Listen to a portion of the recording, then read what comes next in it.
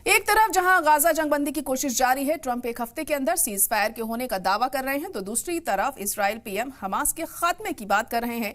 Gaza पर हवाई हमले जारी हैं, जमीनी ऑपरेशन को और बढ़ाने की बात कही जा रही है। ऐसे में सवाल पैदा होता है कि क्या ऐसी सूरत में जंगबंदी हो जाएगी। रिपोर्ट देखिए।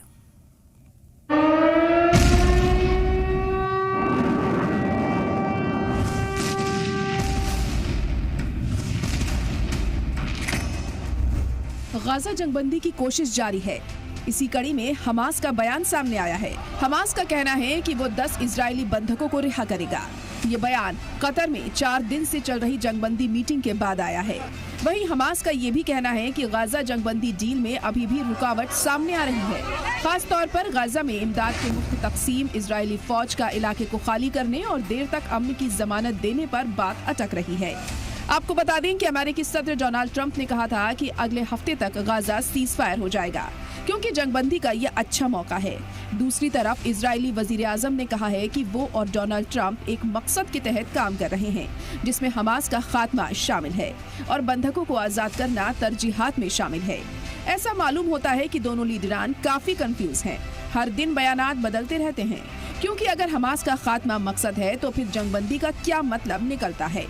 अब देखिए ना, एक इंटरव्यू में बेंजामिन नेतन्याहू ने कहा था कि इजराइल हमास के साथ 60 रोजा जंगबंदी के मुआहिदे के करीब पहुंच चुका है। यानी एक तरफा हमास को तबाह करने की बात, दूसरी तरफ सीज फायर की बातचीत मुकम्मल हो चुकी है।